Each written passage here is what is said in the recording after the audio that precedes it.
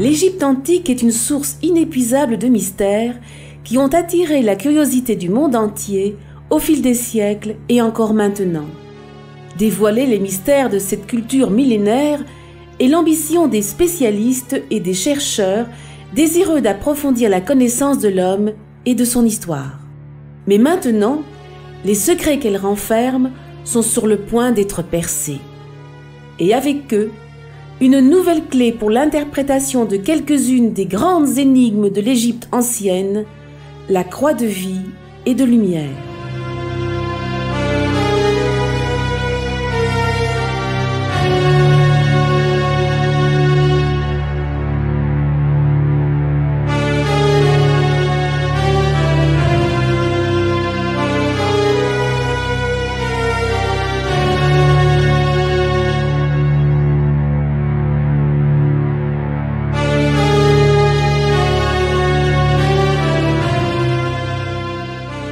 Les origines et le développement de cette civilisation sont en grande partie une série de conjectures fondées sur les découvertes archéologiques et sur des sources textuelles.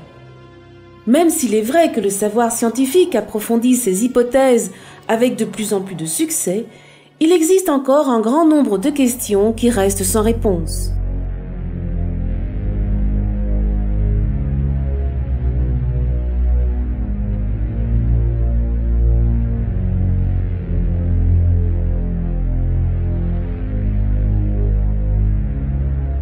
Dans le coin nord-est du continent africain, au milieu du vaste désert du Sahara, le long des rives du fleuve Nil, fleurit il y a plus de 5000 ans une civilisation complexe et énigmatique, l'Égypte pharaonique.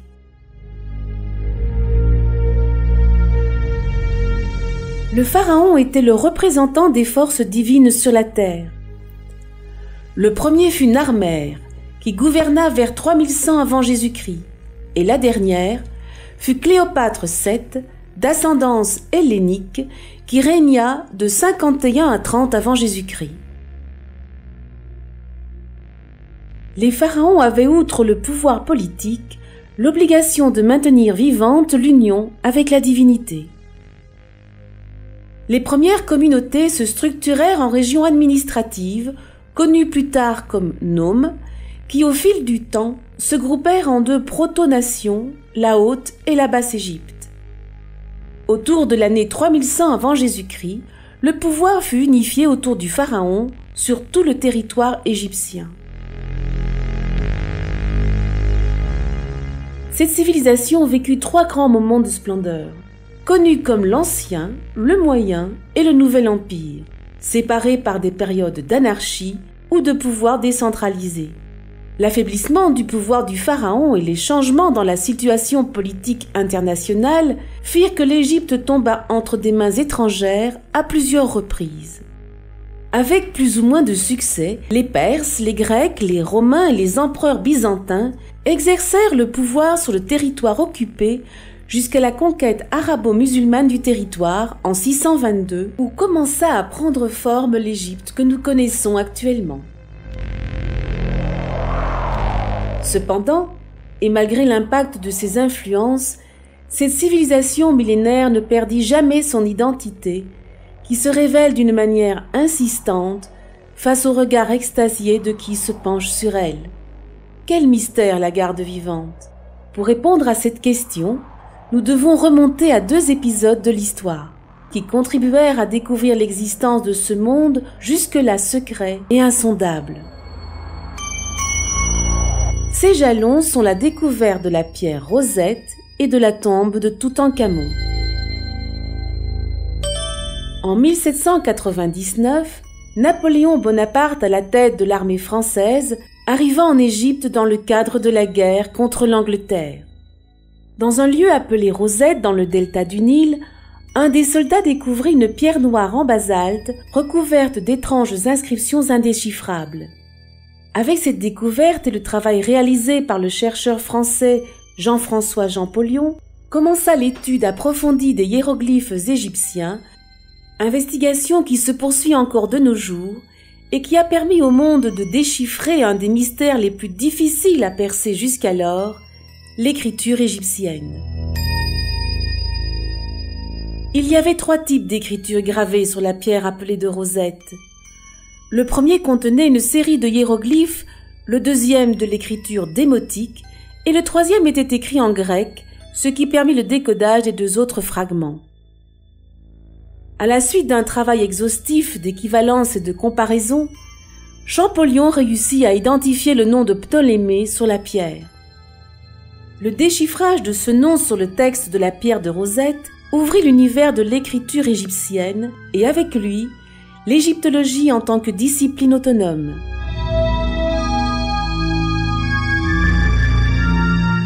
Plus d'un siècle après, les Britanniques Howard Carter et Lord Carnarvon s'embarquèrent pour une campagne archéologique difficile et prolongée sur les traces d'un pharaon qui avait fini par les obséder, le jeune Toutankhamon.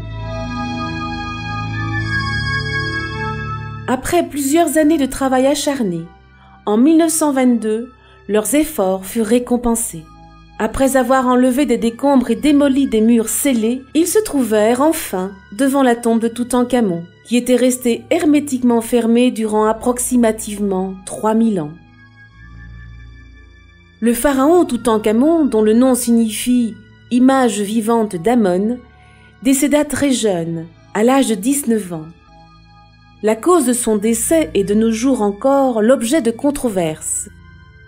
Dans l'entrée de la tombe, les archéologues trouvèrent un escalier menant à une dalle restée intacte. On peut y voir le sceau royal avec le dessin d'un chacal et de 9 prisonniers. Au bout du couloir, on accède à l'antichambre qui abritait des objets tels que des chaises, des lits, des barques, des récipients, des coffres et des figurines de toutes sortes. À droite, une porte scellée, flanquée de 2 statues, ouvrait sur une chambre funéraire dont les murs étaient complètement couverts d'inscriptions. Les 4 cercueils étaient composés de 80 pièces lourdes et fragiles. Or, obsidienne, aragonite et lapis lazuli couvraient son masque, sur lequel une guirlande de fleurs avait été placée en hommage par son épouse, Anck-Sen-Amon. La découverte de cette tombe pharaonique presque intacte a fait la lumière sur un des plus grands mystères de l'histoire, le rituel des funérailles royales dans la religion égyptienne. Une infinité de rumeurs sur les malédictions qui frappèrent les archéologues et ceux qui participèrent aux fouilles alimentèrent la légende d'un pharaon qui fut loin d'être l'un des plus importants de l'Égypte ancienne. Mais il fut la clé d'accès à la connaissance de ce monde religieux et rituel, et de nos jours il est le seul dont la momie repose encore dans sa chambre funéraire de la vallée des rois. Ces 2 grandes découvertes, la pierre de Rosette et la tombe du jeune Toutankhamon, nous ont permis d'accéder à la connaissance d'éléments fondamentaux de cette culture millénaire, sa langue et sa religion. Mais il reste encore de grandes interrogations dont les réponses sont en cours d'investigation et qui demanderont des années, voire des siècles, pour qu'on en trouve les réponses, si jamais on les trouve. Cependant, il existe des réponses bien plus proches qu'on ne l'imagine. C'est le cas de la croix de vie et de lumière. Une découverte révolutionnaire, une nouvelle clé d'interprétation des secrets de l'architecture sacrée de l'Égypte ancienne. De récentes découvertes de l'anthropologie contemporaine nous permettent de comprendre en profondeur des concepts et des symboles présents tant dans l'architecture que dans certains écrits magiques. Ces écrits étaient l'œuvre des scribes d'une institution appelée la Maison de Vie. Tout un éventail d'activités s'y déroulait, et elle fonctionnait comme un centre d'apprentissage où l'on délivrait des enseignements de la plus haute importance. Elle comprenait également une bibliothèque, des archives et un atelier de copie. Dans les maisons de vie, on établissait les détails liturgiques du culte aux dieux, on rédigeait les calendriers, on élaborait les normes et on stipulait les canons auxquels devaient obéir les différents arts. Chaque maison de vie n'offrait pas les mêmes connaissances. Chacune d'elles était spécialisée dans un sujet prééminent. Ainsi, les maisons de vie de Bubastis, Abydos ou Saïs s'intéressaient à tout ce qui se rapportait aux arts médicaux, alors que la sagesse de l'architecture sacrée était plus développée à Héliopolis. L'anthropologue Fernand Schwartz, impliqué dans l'étude des clés nécessaires à la compréhension de l'héritage de la civilisation pharaonique, travaillait sur des livres et des documents dans le cadre de ses recherches habituelles. Il effectuait ses travaux aussi bien en Égypte qu'au musée du Louvre et au British Museum, institution où se trouvent les plus grandes collections de papyrus au monde. Or, au British Museum, un jour qui commença comme n'importe quel autre, il trouva dans un des papyrus qu'il étudiait une clé puissante qui redéfinissait tout ce qui avait été interprété jusque-là. La croix de vie et de lumière nous permet une compréhension plus profonde de l'Égypte invisible, sous-jacente à chacune des constructions architecturales qui constituaient l'Égypte visible, terrestre. C'est un modèle qui nous ouvre à la compréhension profonde de la vision du monde de cette antique civilisation. Comme ce fut le cas en son temps avec les hiéroglyphes, le diagramme mystique que contenait l'énigmatique papyrus livra finalement son secret.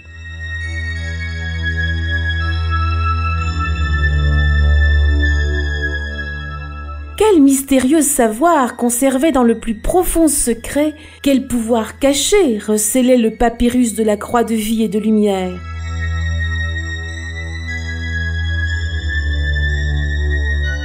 Il y a une Égypte que nous ne pouvons même pas soupçonner, où ces monuments les plus fantastiques peuvent être aujourd'hui réinterprétés grâce à une nouvelle clé scientifique. Nous allons le découvrir ensemble. Venez.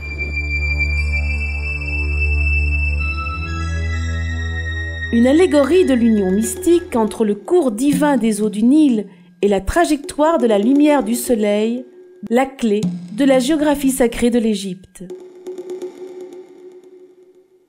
La signification symbolique de l'Égypte est décrite dans un passage du Corpus Hermeticum, ensemble de textes à contenu philosophique et religieux. Là, Hermès Trismégiste, auteur mythique de ces textes, dans un dialogue avec son disciple Asclépios, lui révèle: L'Égypte est une image du ciel, ou pour l'exprimer plus clairement, en Égypte, toutes les opérations des pouvoirs qui gouvernent et œuvrent dans le ciel ont été transférées plus bas sur terre. Plus encore, pour être plus exact, notre terre est le temple du cosmos dans son ensemble. Les prêtres projetèrent un paysage métaphysique sur la géographie physique de l'Égypte. Presque toujours dépourvue de nuages, la terre égyptienne semblait plus proche du ciel que tout autre endroit du monde. Le soleil domine l'atmosphère inférieure et son disque représente le début de la création.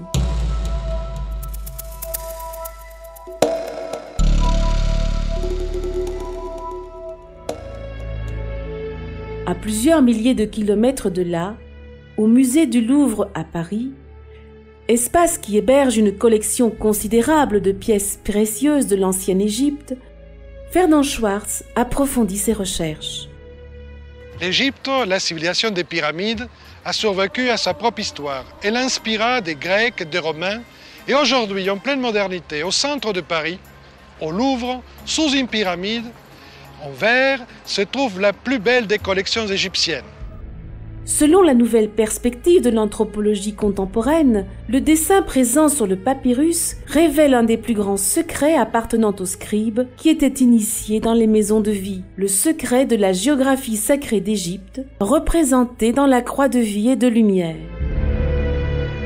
Selon ce schéma, la totalité de l'organisation architecturale de cette civilisation millénaire aurait été conçue conformément au tracé en forme de croix, en symétrie parfaite avec l'organisation de l'espace céleste du monde des dieux.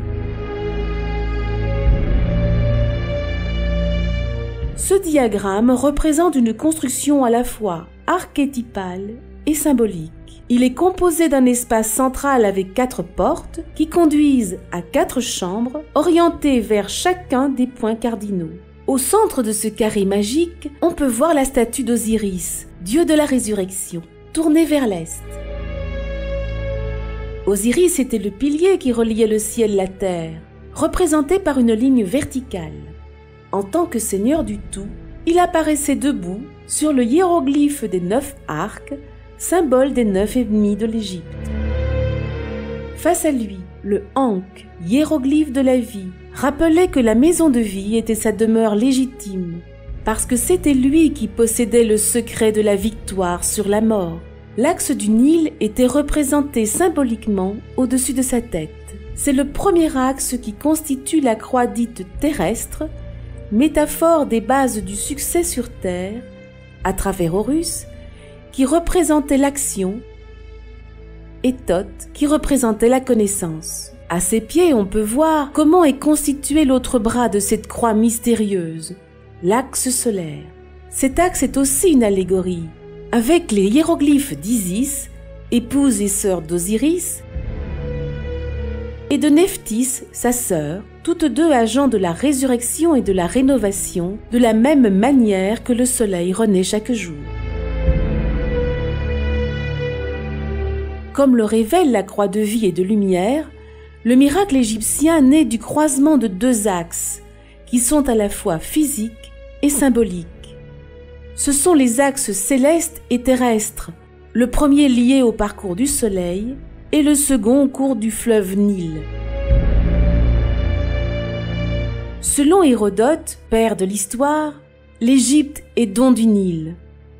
Son cours presque rectiligne du sud au nord définit pour la civilisation égyptienne une série de dualités qui conditionnèrent sa vision du monde. D'une part, le fleuve divise les terres en deux moitiés complémentaires, l'orientale en relation avec les vivants et l'occidentale avec les morts. Les terres étroites de la vallée du Sud sont aussi complémentaires et constituent ce qu'on appelle Haute-Égypte. Celles qui s'étendent au nord forment le delta, appelé Basse-Égypte. Un autre aspect de cette dualité signalée par le fleuve eut un rôle déterminant dans l'économie de cette société. La terre fertile, inondée, en opposition avec le désert stérile, la terre noire face au sable rouge. Le Sud fut le lieu de la naissance d'une culture sacerdotale et guerrière, plus hiérarchisée, d'où surgirent toujours les impulsions d'unification du pays.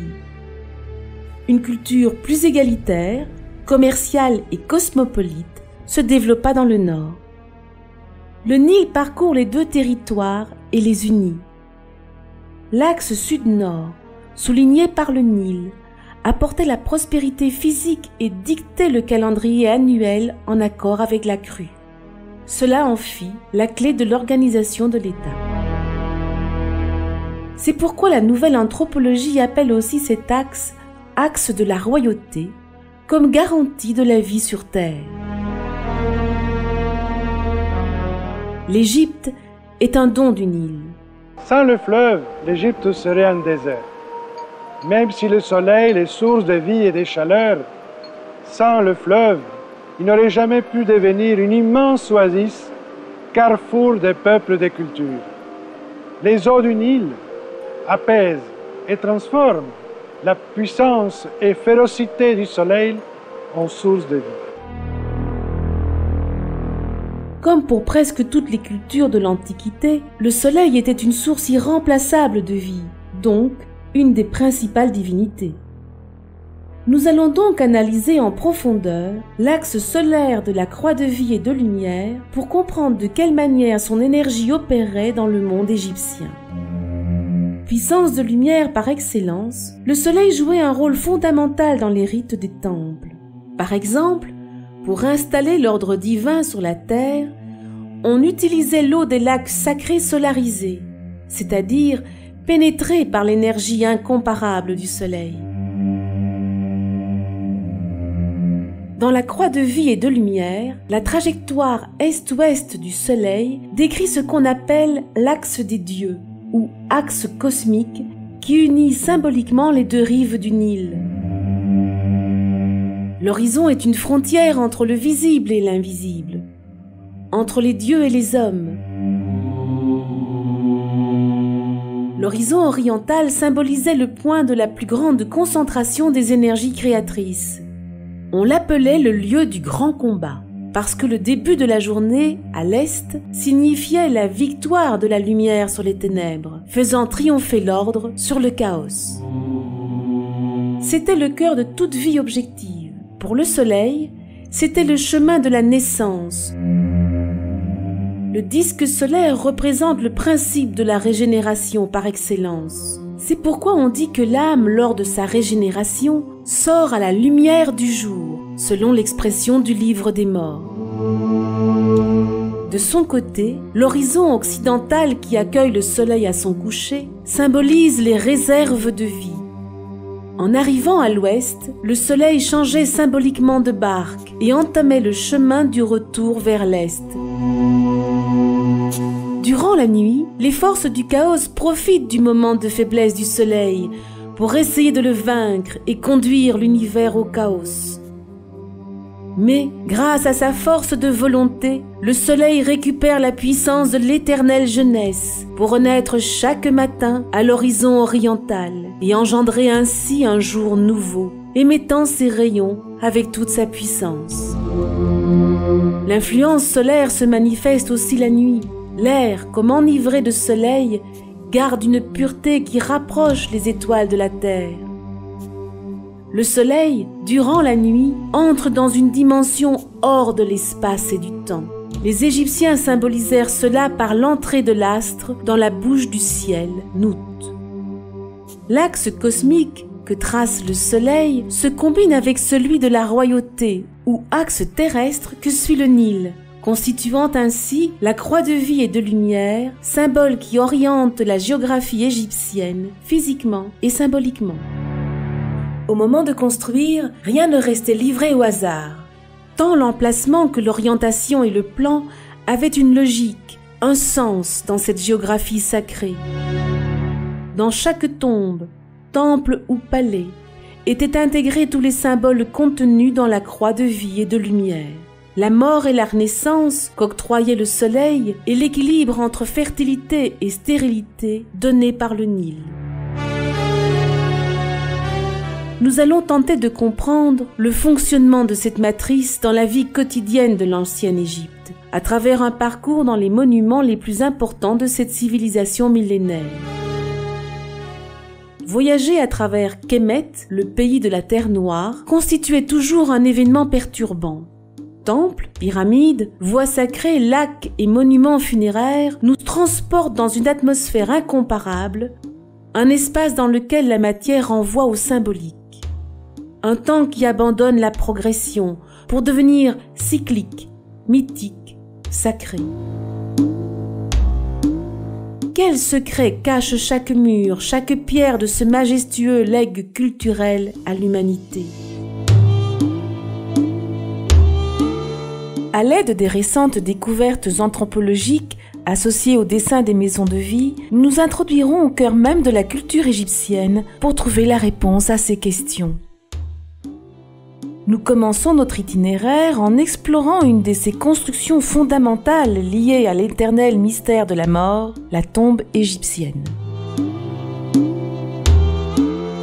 Pour les Égyptiens, la vie ne s'arrêtait pas avec la mort. C'était une nouvelle opportunité, mais surtout une nouvelle existence, qui permettait au corps plus subtil de l'homme de s'engager vers une destinée nouvelle et régénérée. On pourrait affirmer qu'il y avait deux morts pour l'Égyptien, la mort physique et la mort de l'âme dans l'au-delà.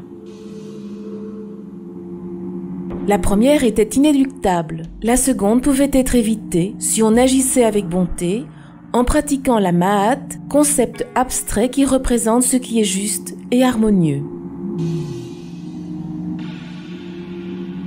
La conduite du défunt était jugée au moment où l'on pesait son cœur, rituel que présidait Osiris.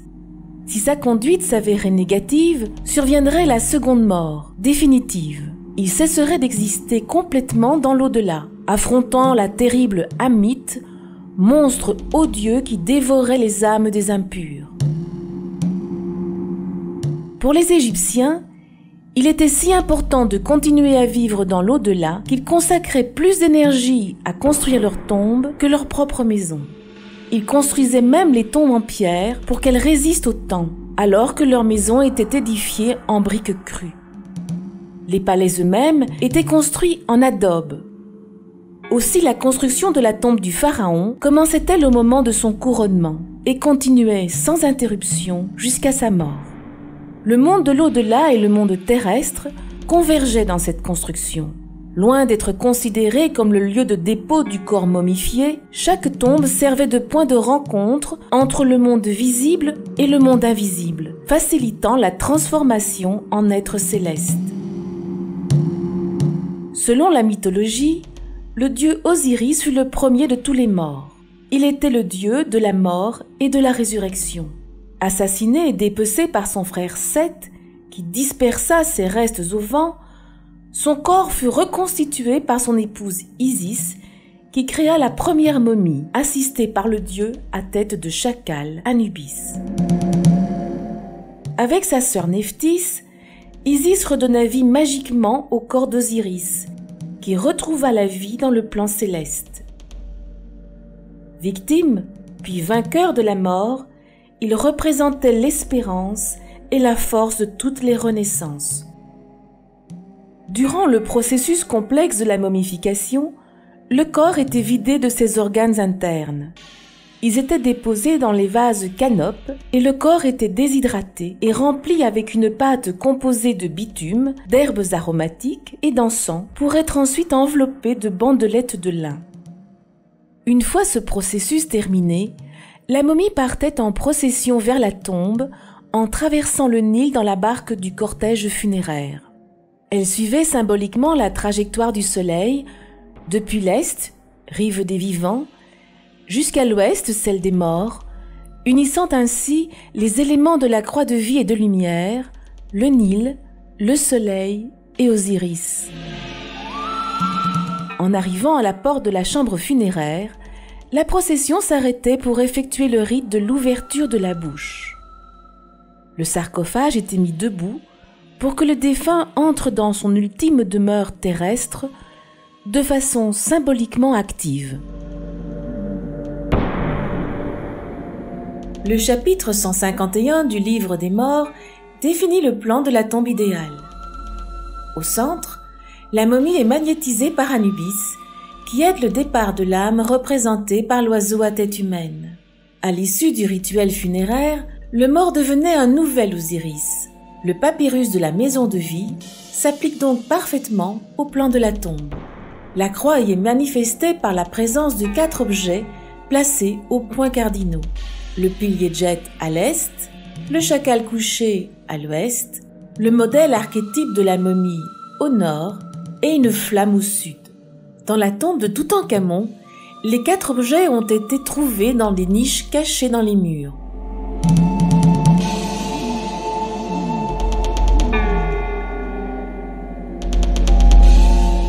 Ce premier carré magique de protection est complété par un second.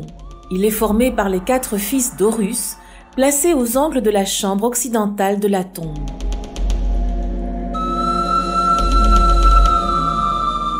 Des statuettes ont également été trouvées dans les angles de la salle du tombeau de Toutankhamon.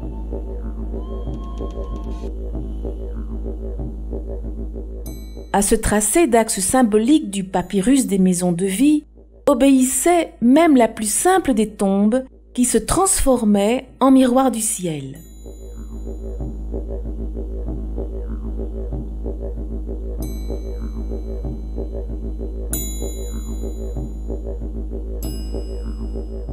La taille était sans importance. Certaines étaient de simples puits carrés avec une petite chapelle et une stèle funéraire. Mais cela était suffisant pour recréer la croix de vie et de lumière, diagramme fondamental pour que la momie puisse trouver l'itinéraire idéal pour l'âme.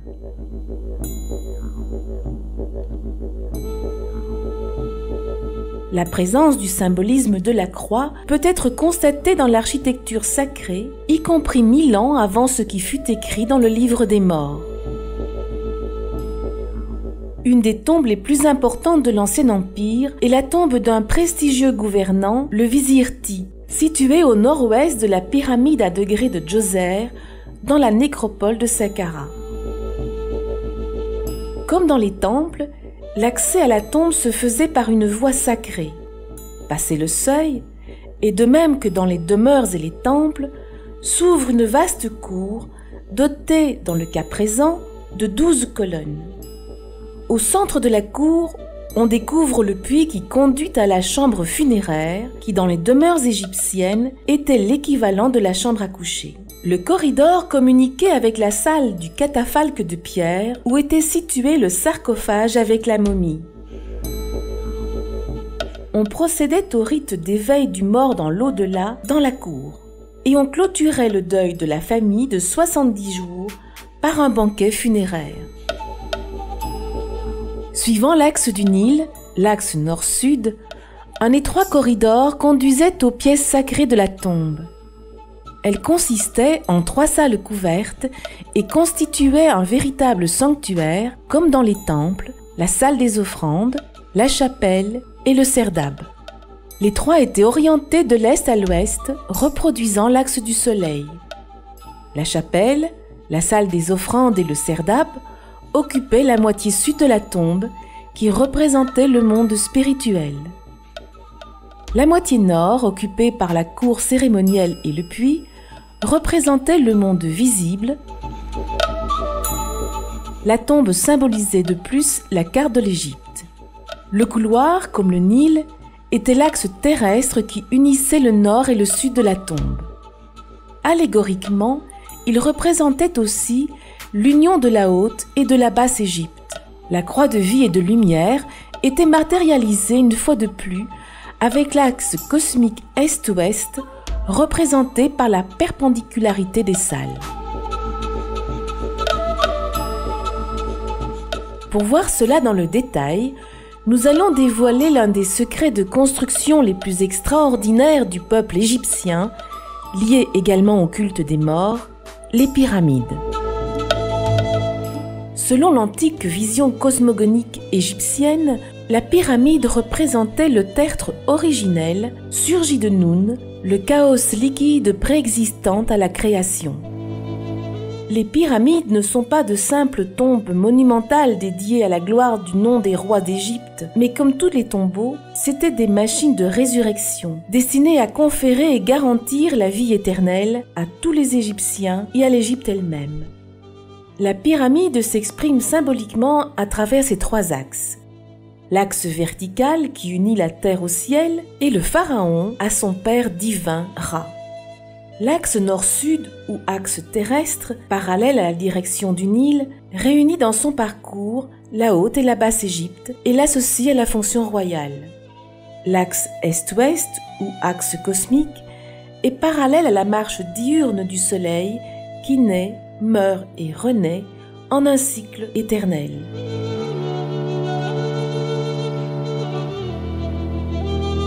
Lorsque la construction arrive à son terme, le pyramidion constitué d'un bloc unique est ajouté sur le carré de la cime. Il représente la couronne, la pierre la plus importante de cette construction sacrée. Le pyramidion représente la création au moment de sa naissance. C'est une pierre unique, orientée vers les 4 points cardinaux, représentant ainsi la croix de vie et de lumière. Ces 4 faces en forme triangulaire représentent l'ascension de la matière vers le ciel, qui le reçoit en forme d'âme divinisée. La pyramide était vivante et active, prête comme de véritables nefs célestes à transporter le ka royal, double spirituel du pharaon, vers l'éternité. Comme nous l'avons observé dans les tombes et les pyramides, toutes ces structures architecturales révèlent un aspect profond de la culture de l'ancienne Égypte, le caractère symbolique de tout ce que produisait ce peuple dans le souci d'organiser sur la terre un espace qui reflèterait exactement l'harmonie de l'espace divin. Mais quelles sont les limites de cette carte céleste incarnée sur la Terre? Les tombes et les pyramides sont-elles des manifestations isolées du projet de l'ancienne Égypte? Ou bien, la croix de vie et de lumière est-elle une clé invisible qui relie tous les éléments dans un plan plus vaste? Une visite à travers le tracé urbain de la majestueuse ville de Thèbes va nous montrer les clés de son plan sacré. Notre parcours, parmi quelques-unes des manifestations architecturales de ce peuple millénaire, nous a permis d'observer comment la croix de vie et de lumière, dessinée par les anciens prêtres égyptiens des maisons de vie, était utilisée de façon habituelle dans la construction de tombeaux et de pyramides. Mais ce plan de construction n'a-t-il été utilisé que dans ces cas? Est-il possible que d'autres aspects de la civilisation égyptienne aient été organisés autour de la clé contenue dans les papyrus de la maison de vie? Pour répondre à cette interrogation, nous analyserons en détail un des centres urbains les plus importants de l'ancienne Égypte, l'étonnante ville de Thèbes, actuellement connue sous le nom de Luxor. Son origine remonte à l'époque préhistorique. Durant 7 dynasties, elle fut la capitale du pays et le resta jusqu'au règne d'Akhenaton, qui transféra la capitale à la nouvelle ville qu'il fit ériger durant son règne. Après sa mort, Thèbes redevint le siège du gouvernement. Ce fut sans doute la ville la plus grande de l'Égypte pharaonique. D'où vient une telle renommée dans le monde antique? Et pour quelle raison sa splendeur demeura-t-elle intacte si longtemps? La ville, divisée par le Nil, comptait 2 zones clairement différenciées, la zone orientale, celle de la vie, et la zone occidentale, celle de la mort. Ainsi, sur la rive droite furent érigés les bâtiments administratifs, les temples et les palais royaux, et c'est le lieu où vivaient les gens. Par contre, la rive gauche était exclusivement destinée aux habitants en relation directe ou indirecte avec la mort, aux tombes royales ou privées, ou au culte des morts. Pour pouvoir apprécier ce tracé extraordinaire de la ville en détail, nous allons entreprendre un voyage en ballon et survoler les eaux du Nil. De là-haut, nous pourrons observer la façon dont la géographie sacrée de Wasset, comme l'appelèrent les anciens Égyptiens, était organisée en fonction des 2 rives du fleuve. Nous débarquons sur la rive occidentale, lieu de recueillement et de repos réservé spécialement aux morts. Nous pouvons y trouver l'expression de nombreux éléments spécifiés dans le papyrus de la maison de vie. Les princes de Thèbes, après avoir libéré l'Égypte de l'occupation des Hyksos, décidèrent d'établir la nécropole royale autour de la pyramide naturelle que constituait ce sommet, lieu de culte d'Hathor. Entre le Nil et les massifs montagneux abritant les tombes royales, les anciens Égyptiens ont construit une série de temples formant une barrière de protection magique. Appelés temples des millions d'années, ils étaient voués au culte du Ka du pharaon, son double invisible. Ce culte n'était pas dédié à la personnalité du monarque, mais à la pérennité de la fonction royale. À mi-chemin entre ces temples et les tombes royales se trouve le lieu le plus mystérieux de Thèbes, la cité des artisans, appelée place de vérité. Les bâtisseurs des tombeaux qui vivaient ici étaient aussi chargés de garder le temple de Maat, principe de vérité et de justice qui permet de juger le cœur des défunts.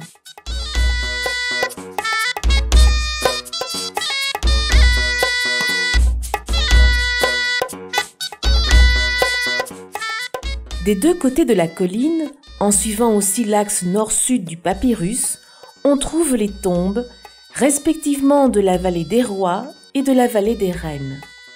Les tombes des rois du Nouvel Empire, qui sont les plus célèbres de l'histoire égyptienne, furent creusées dans le flanc nord. Thoutmôsis III, Toutankhamon, Ramsès II, Hatshepsut et d'autres.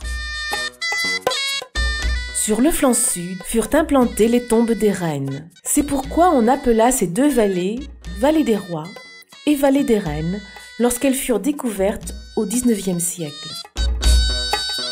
Jusqu'ici, nous avons vu comment le dessin du papyrus de la Maison de Vie était appliqué sur la rive thébaine occidentale en alignement sur l'axe des tombes et des temples.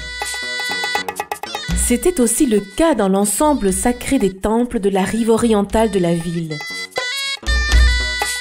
L'importance des temples de Luxor et de Karnak peut se constater d'un simple coup d'œil sur la rive des vivants. Le temple ne constituait pas seulement un lieu de culte, ouvert chaque jour aux fidèles, mais un centre symbolique et métaphysique du grand pouvoir. Avec des secteurs d'accès restreints, où des hommes de grande connaissance faisaient circuler la plus subtile des forces, l'énergie spirituelle. Selon l'ancienne légende, à l'époque où les dieux régnaient sur l'Égypte, le dieu de la sagesse, Thoth, rédigea le livre de la fondation des temples. Lorsque les dieux se retirèrent dans le royaume céleste, ils emportèrent avec eux le livre sacré, mais Thoth le laissa tomber du ciel. Les prêtres de Thoth le récupérèrent. Le livre donne l'inspiration pour découvrir le secret afin d'incarner la croix de vie et de lumière sur la terre et ainsi construire les temples. Le temple le plus important à l'intérieur du complexe de Karnak est celui qui est dédié au dieu thébain par excellence, Amon. Ce temple était dédié à la création du monde. C'est pour cette raison que son axe est orienté sur le lever de soleil au solstice d'hiver, le moment où la lumière vainc les ténèbres. Pour avoir une vision globale de sa structure, nous allons le parcourir intérieurement à la manière dont le faisaient les anciens prêtres dans les cérémonies sacrées.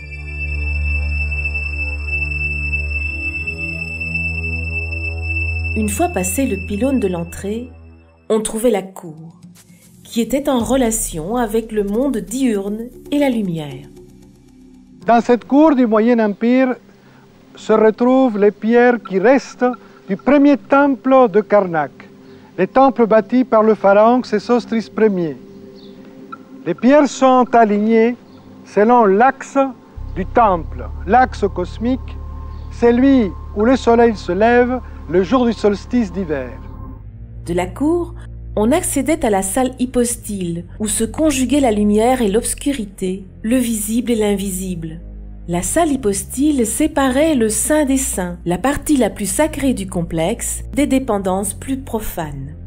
Munie de très petites fenêtres et remplie de colonnes aux motifs végétaux, elle recréait l'atmosphère obscure des marais du Nil, évoquant le pouvoir régénérateur de la terre noire du fleuve. Laissant derrière soi la salle hypostyle, on entrait dans l'au-delà, dans le sanctuaire, à l'intérieur du sanctuaire, la salle de la barque et la chapelle avec le tabernacle, le Saint des Saints, lieu où résidait le Dieu.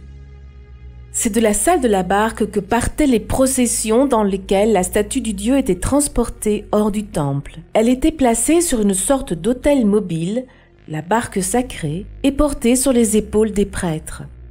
Les prêtres conduisaient la barque à la rencontre du pharaon. Il est important de souligner que le temple d'Amon était érigé selon un axe double. On trouve une porte qui fait face à la rive des morts. Elle indique l'axe principal est-ouest, permettant de suivre la trajectoire du soleil. La seconde porte du temple est orientée nord-sud, parallèlement au cours du Nil, et indique l'axe terrestre ou royal. Ainsi, la clé de la croix de vie et de lumière s'avérait une pièce fondamentale dans l'orientation du temple, offrant tous les éléments visibles et invisibles nécessaires au pharaon pour accomplir les rites sacrés. Un autre temple fondamental de cette rive de Thèbes est celui de Luxor, orienté dans la direction nord-sud, suivant le schéma proposé par la croix de vie et de lumière. Luxor s'élève comme le temple du quart royal, c'est-à-dire de l'aspect divin et de la puissance créatrice de la personnalité du roi. Pour les Égyptiens, le Ka naît avec le pharaon. C'est son double inaltérable. Luxor est un temple jumeau de Karnak. L'un érigé pour le pharaon, l'autre pour son Ka. L'un et l'autre dédiés au dieu Amon et reliés par l'avenue principale des Sphinx, mettant en évidence l'axe terrestre au royal.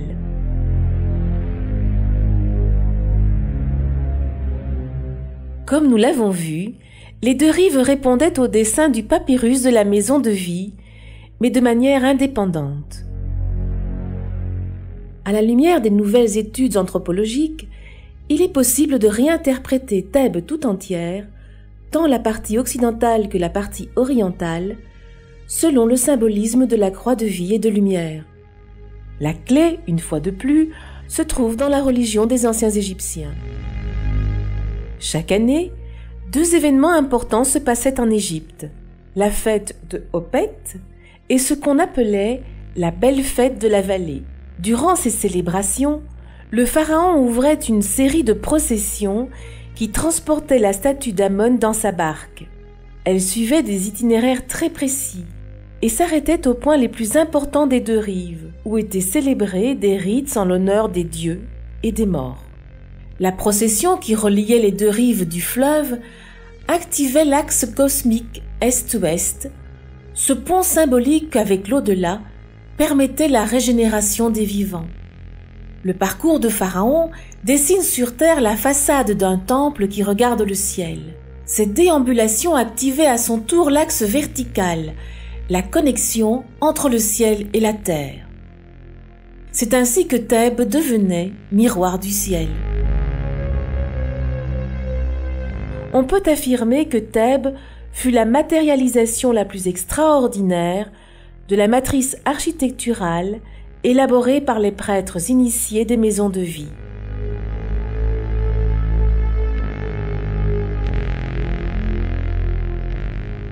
Thèbes fut la cité la plus grande de l'Égypte pharaonique et ce temple dépassait en richesse ceux des pyramides. Thèbes fut la capitale de la province de Ouasset.